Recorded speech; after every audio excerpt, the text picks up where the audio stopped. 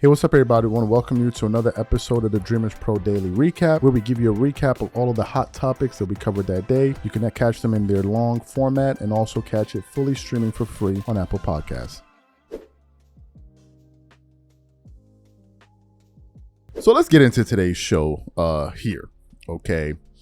This has been a great... Oh, Lord! This has been a crazy week, and I just got to say, I need to say that this is hilarious, because what I think we're witnessing is the end of LeBron's tenure in time with the Los Angeles Lakers, and it's gonna go out in a bang, man. You know, LeBron has been with the Lakers for 7 years. This would be his 8th season if he plays this season, and up to a certain point, he really had a lot of sway over the organization. I think things really started to kind of fall apart after that Russell Westbrook decision. It was supposed to be DeMar DeRozan, but instead, the organization listened to the recommendations of LeBron and these guys, and they went for Westbrook, and that was a total disaster. A lot of people said it after that point, he lost a lot of ground with the organization. But then they ended up drafting his son, Bronny, which was for 100% sure a favor to him. So everybody thought things were all in, well, everything was good. But then something happened. They went out there and made the bombshell move to get Luka Doncic. And that single move signaled the end of essentially LeBron's time with the Lakers in terms of him being the number one priority. So everything is going on this week after he made the no rings comments. And then all of a sudden his agent goes out there. Rich Paul speaks to Sham, talking about, we want to win his 5th ring and this and this and that. He understands that the Lakers are building for the future, but LeBron also wants to win now and all of these different things, right? So while all of that's being said, we're like, okay, you just picked up the last remaining money on the table, but you're talking about you want to win a championship now. And you want the Lakers to go into the luxury tax to take a hit. And they're supposed to be doing that and building around a star with a younger star, and then another star who's 41 years old. That makes no sense. That's essentially the Lakers saying, bro, look, if you're going to take all that money on the table, you're essentially saying that you're done winning, because we're not going to go deep into the luxury tax for you, knowing damn well that it makes no bloody financial sense to make that type of investment around a 40-year-old player. You do that for a guy in his mid, late 20s, early 30s, but a 40-year-old player, that makes absolutely no sense. So LeBron has been doing all of that. Now, one of the biggest LeBron supporters in sports media, without a doubt, there are a lot of them, but one of them is Colin Cowherd. I remember Colin going back to panels with Jason Whitlock, Marcellus Wiley, Chris Broussard, or Steven Jackson, where he was even trying to suggest that LeBron is having a greater impact than Michael Jordan. He's been a really big LeBron James supporter, but even he is beginning to sour on LeBron. And I think this particular stunt that him and his agent, Rich Paul, are trying to pull is something where Colin Cowherd just said, okay, enough is enough. So I tuned into a segment on his show where he's discussing this. And as he's discussing the situation that's going down with the Lakers, he then invokes Michael Jordan and starts talking about why Michael Jordan is loved and this and this and this, how Jordan is still the biggest thing the NBA has ever seen. And I'm like, not only is he adding insult to injury or whatever it is, he's even now invoking Michael Jordan into the situation. I'm like, bro, this thing is just going for, it's just literally sliding down the hill at this point. So for those of you who didn't hear what Colin had to say, I want to play for you now, and then want to come back and react to his comments. Take a listen to Colin Cowherd here.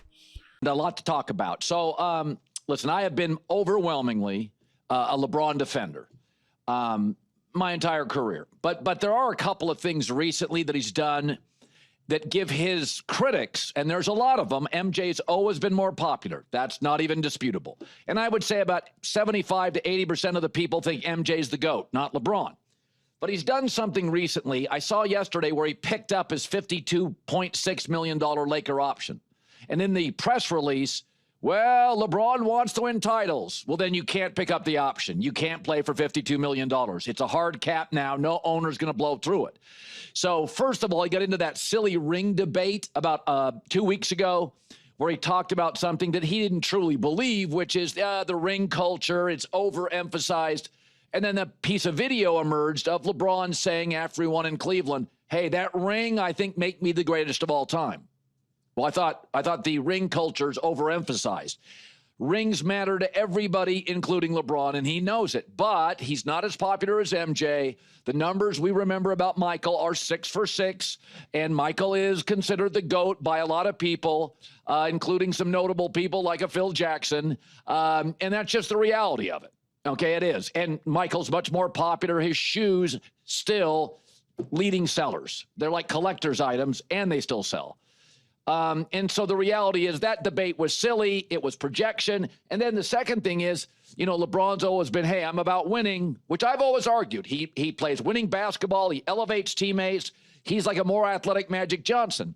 But then when you do this, knowing the Lakers need at least 2 centers, 2, that's what Oklahoma City has. You know, that's what the Knicks have. That's what, you know, the better teams in the league. They've got a couple of bigs. By the way, Denver drafted a big. He got hurt, but they'll have 2 next year. Like, you've got to have bigs. And the Lakers have 1, and the coach, J.J. Redick, doesn't want to play him.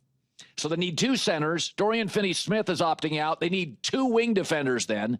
And you can't do it if you're taking maxes, because they got to pay Luka this summer. And Austin Reeves just declined money, and they tell everybody they love Austin Reeves. And so you're going to have to pay LeBron, and he's opting in for $52.6 million. So, again, what is it? Are you about winning? Because I've seen Ohtani take pay cuts, and Josh Allen and Tom Brady and Tim Duncan and Jalen Brunson. That's about winning. Tom did it for winning. He was the best quarterback in the world, and he kept taking pay cuts. So you're going to have to pay Luka, and I'm told you're going to pay eventually Austin Reeves. So if LeBron is opted in, it's not a championship team. Okay, and I've seen the great ones. I mean, LeBron now, and I don't envy it. There's no animosity. I don't think anybody holds it against LeBron that he's a billionaire. We don't care. There's billionaires everywhere. Everything we buy at Amazon, run by a billionaire who just got married in Venice, and Venice is mad. But, you know, most Americans, we're capitalists. We're good with it. That's not it. But when you're telling me ring culture doesn't matter, and you're telling me winning, it's all about winning. No, it's not. You just watched OKC in Indiana that had like 8 deep rotations that played 8 or 9 guys. The Lakers don't even trust their starting center. J.J. Redick doesn't. LeBron's getting older. Luka is hopefully in shape. They're going to have to pay Austin Reeves. I'm told they love him. So you're giving your critics cannon fodder to criticize you. And for years, I've always been, LeBron's about winning. Nah, Brady was about winning. Duncan was about winning. Josh Allen's about winning. Ohtani's about winning. That's what Jalen Brunson's about winning. That's what truly matters to them. I don't feel like they're projecting. They're actionable on not taking the maximum available. So I'm just saying, just be of your word. Do rings matter? Of course they do. And does money matter more than winning at this point? Absolutely, yes, it does. By the way, Kobe Bryant wanted every penny to the end, but he was honest about it. He was authentic about it. He was totally upfront about it. There's multiple quotes about it. Just be honest with us. So you heard what Colin had to say there. What are my thoughts about this, folks? They're jumping ship. Okay, LeBron is on his way out. And LeBron is going through what every great player goes through. When you're at the top of the game, everybody's kissing your butt. But now when you're on the way out and there's a younger guy in town like Luka Doncic, people begin to really kind of let loose because there are no ramifications for it, right? There's no real backlash to all this because LeBron is on his way out. And I think it seems to be like a jolt to the system, not only to LeBron and his camp, but I also think to his fans, because let's just keep it honest. The media has twerked it up heavily for LeBron and these guys over the last 10 years. I mean, the level of twerkation has just been criminal. Absolutely criminal. They've been up there rubbing honey all over each other's booties, hollering and screaming, twerking it up all over the floor, shaking, once flying in the air like a scene out of Belly, all kind of craziness. So for them to see this happening, it's like, really? This is happening to LeBron? That's generally how it works. LeBron has fulfilled his duties for the NBA. He's been the face and all of that, but now they're moving on. And the Lakers seem to be moving on, and the Lakers did not even budge.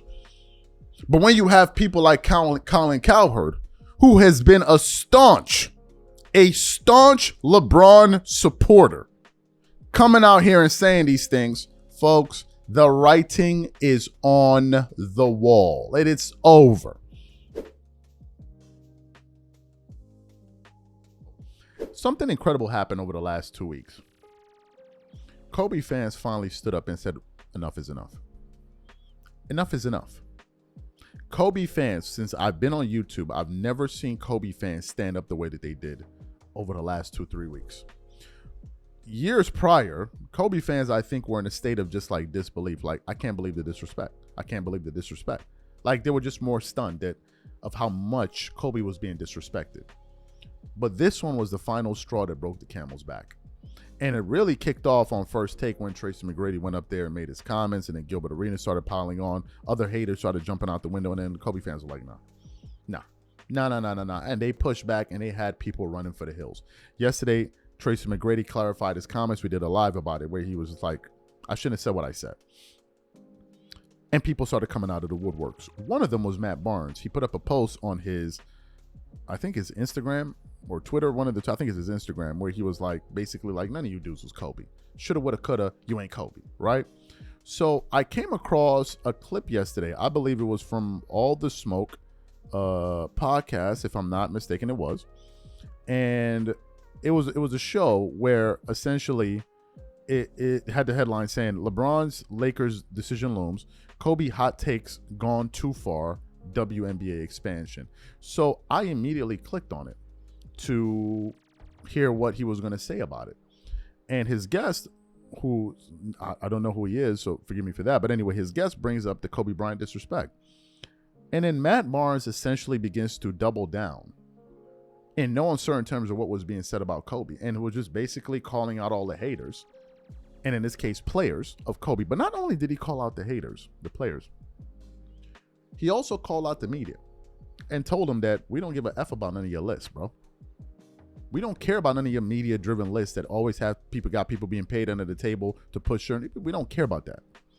We know where Kobe stands, and outside of these ESPNs and all of these places in the real world, Kobe was that dude, and I'm like, thank you.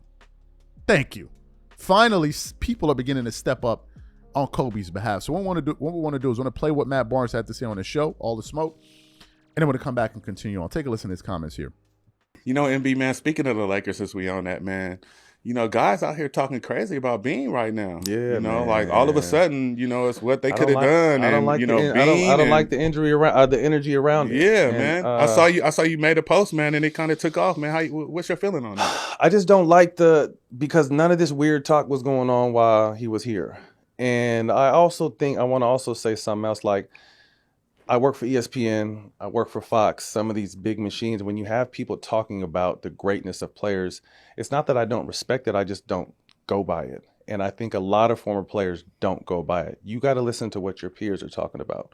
It's crazy how when you look at ESPN, Kobe's always on the outside of 10. But when you talk to, there's plenty of clips on YouTube when you're talking to some of the guys that went to war before or after or with them, like, yeah, Kobe's 2, Kobe's 3, Kobe's top 5. So my whole thing too is don't listen to, there's so many athletes. And again, I'm not saying don't listen to the people outside, because there's some very qualified people. But when it comes to like legacy and greatness in a sport, like I would tend to lean towards the players, because you see it day in and day out and know what it takes to lace them up every single day and play through what he played through and do what he did.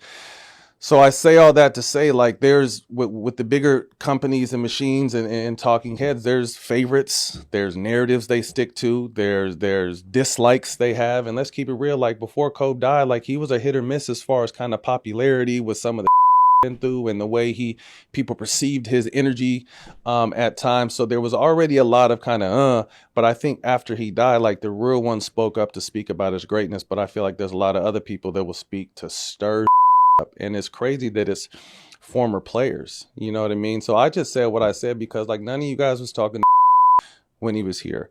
And the coulda, woulda, shoulda, and the disrespect with the Powell shoulda won the fight. Like it's just like, come on, y'all. Like let's really remember. Let's look at the numbers, and we've all been there with him or against him. Like let's keep it real. And obviously this is all opinion based. You know what I mean? Like to me, Kobe is the second greatest player of all time. Agreed. Period. Like everyone tries to, for some reason, people want to knock his greatness because he played with Shaq, but they don't knock Magic's greatness when he played with Kareem. They don't knock LeBron's greatness when he played with D Wade and Bosh. They don't knock LeBron's greatness when he played with AD. They knock Kobe's greatness because of Shaq, and he was the Rob. But go look at the numbers. You know what I mean? That doesn't say Robin to me. That just says a more mature, older, dominant Shaq in a bad young way. That's all it told me. So you heard what Matt Barnes had to say. This is what Kobe needs. Kobe needs some of his peers to come out there and start defending him. Because Kobe had become the #1 punching bag. You have networks like ESPN saying Kobe's on a top 10 or a top. You can't be taken seriously. You got people out there talking about Kobe's on a top 10 player. You cannot be serious. For you to tell me you can find 10 players in the history of basketball that are better than Kobe, you're not serious. And I don't think you should be taken seriously whatsoever. It's one thing to say he's in the top 10 and the bottom tier. Okay, fine. We can argue with that.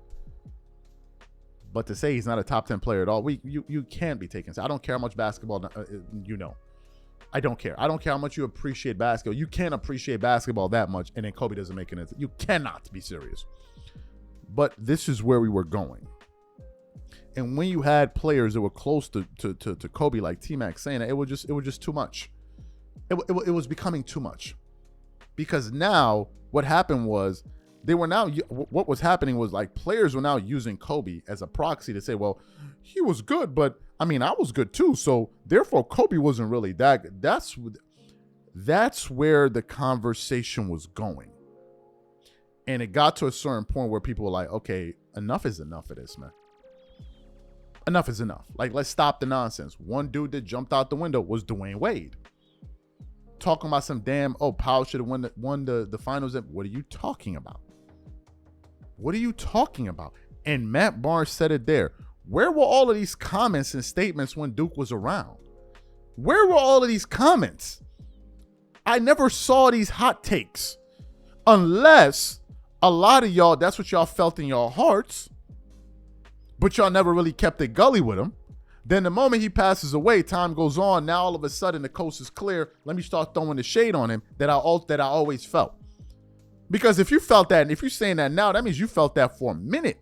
How many fake handshakes did Kobe shake? How many fake daps did Kobe get?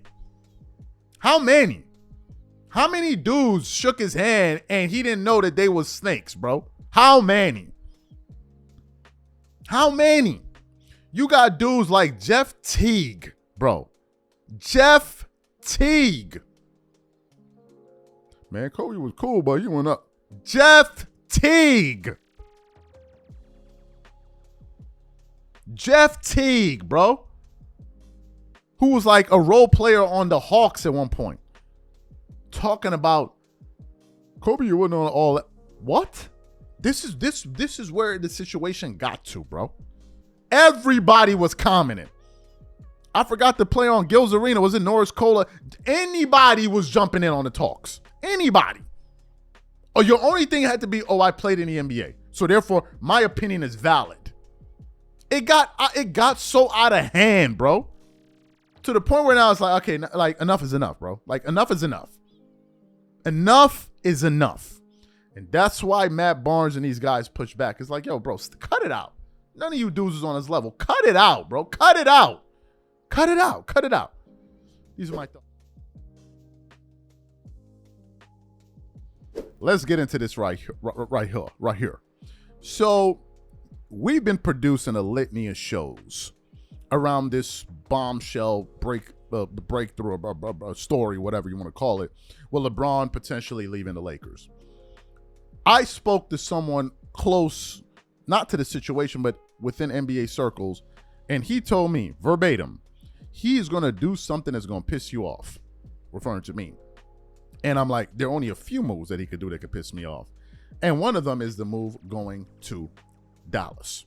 Spoke about this. We did a show about it. It's now becoming something real, which we're going to get. As a matter of fact, before I even get into that, let me just double down on this Dallas point. So yesterday night, Shams did a late show on, I think on SportsCenter or something, where he shared a message out of LeBron's camp where now it seems like, that a trade request may be coming in. So what we want to do is we're going to play what Shams said. It's only about a minute or so, and I'm going to come back and continue on. Take a listen to what Shams had to say here. A lot of talk about LeBron James and his mindset. What is his mindset at this exact point in time, looking at what's ahead? Right now, LeBron James understands the Lakers are prioritizing the future in a lot of ways that really centers around Luka Doncic. And he knows they're going to go younger at different points. They are really prioritizing 2-year contracts right now. They want to have max salary space in 2027.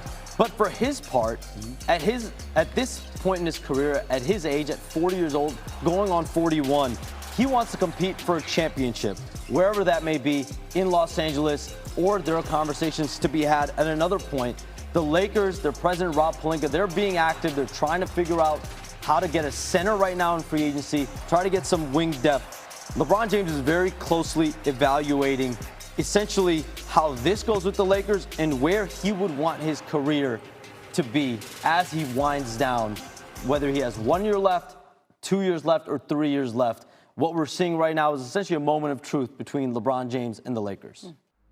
So you heard his comments. Fantastic. Okay, so yesterday was free agency, and a lot of moves went down. I just want to go through some of these moves yesterday, and I'm just going to go through some of them from Sham's Twitter account. Who got traded? Was it Trent Jr.? Gary Trent Jr. got traded. Okay, he got moved from the Milwaukee Bucks, I believe. No. He agreed to a 2-year deal. Okay, then who else? Trendon Watford agreed to a 2-year, $5.3 million deal with the Philadelphia 76ers. So the Philly made a move. The Bucks made a move. Jordan Clarkson is going to the Knicks. They made a move. Bucks officials negotiated a deal with Clutch CEO where Torrent Prince agreed to a 2-year deal to return to Milwaukee. So Milwaukee made some moves. Mason Plumlee agreed to a 1-year deal with the Charlotte Hornets. He's on the move from the Suns. One of my guy, what's his name? Luke Kennard agreed to a 1-year, $11 million deal to go to Atlanta Hawks. So Luke Kennard was on the move. He wasn't the only one. Who else do we got? Tyus Jones agreed to a 1-year deal with the Orlando Magic. Orlando's making moves. The Minnesota Timberwolves are making moves.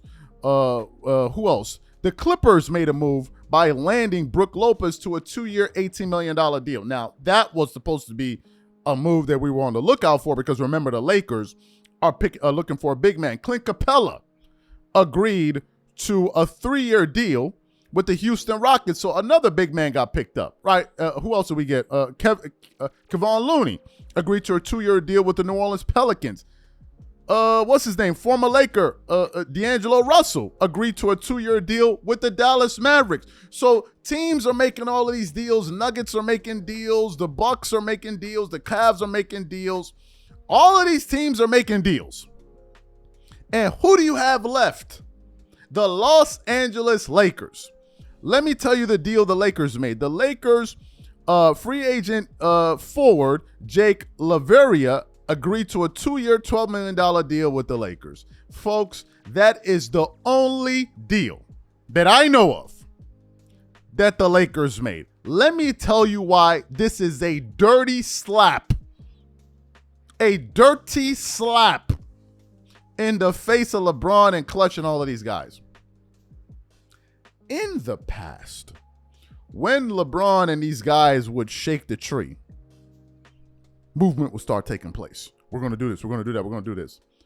This is the first time, not even the first time, this is the second time because he tried to do it last. This is the first time really where they try to exert some type of pressure on the Lakers and absolutely nothing occurred. The Lakers essentially said to LeBron, because people were getting hype off of De'Aaron Jackson Jr. and I'm like, Jaren Jackson Jr. and I'm like, if y'all maybe if you're expecting to pay him $5 a month, then yeah, probably he'll come and play with the Lakers. How much you think they was gonna pay him? The guy just picked up all the money on the table, bro. So what are y'all expecting? So they're like, oh, we're gonna do all it. The Lakers didn't even budge. What Rob and these guys are saying is that, look, LeBron, we did you your final favor, which is getting Bronny on the team. We're done. We have our new guy in Luka Doncic, and that's who we're going to focus on going forward. You're no longer the focus. And this, I believe, is a shock not only to LeBron, but his fans. They cannot believe it. And to me, this is one of the smartest things the Lakers could have done. Because what this means is that by LeBron picking up that $52 million option, the Lakers not going into the luxury tax. When LeBron's contract expires, the Lakers would have to be bloody idiots to give him a new one. And I don't think LeBron is going to play with the Lakers anymore, which means that they now free up $52 million in cap space for next season, where they could potentially go after another max guy, right? So the Lakers are essentially saying, if you were serious about winning, you would have taken less money. Since you took all the money, you're not serious. Because if you expect us to go into the luxury tax and build a championship team around a 41-year-old player, you're insane. You're absolutely insane. No, we're going to focus on what the new guy needs.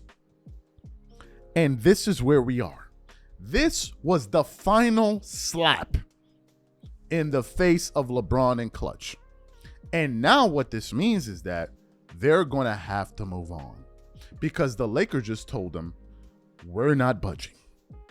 We are not budging. And let me tell you what's happening on the surface. I cannot tell you the amount of Laker fans that are itching for LeBron to leave the Lakers. This is what the Lakers want. They want to frustrate him. I'm talking about the fan base, so that he leaves. Because the fact of the matter is this, and I said it on the live yesterday that we did, reacting to Tracy McGrady's comments. Laker fans are tired of LeBron James. They are absolutely tired of him. Before LeBron walked into the building, they had 16 championship trophies. 16. So they're not like genuflecting looking at him. They're like, yeah, thanks. You've been here for 7 years. We have one ring. We didn't even have a parade. Some people are questioning if that even was a real ring. So they're like, bro, we're over this. And the moment that they landed Luka, that's when they were like, we're over this. Get that guy what he needs, and it's time for him to move on. Laker fans are waiting for LeBron James to leave. I'm waiting. Because if he leaves, I'm going back to being a Lakers supporter like I was for almost 2 decades until he got there. So this is where we are. And LeBron senses it. If LeBron is reacting to what people are saying on Twitter, he knows this. He knows this. So now he's making his final play. But to me, this was a clear signal that, bro, your leverage is gone.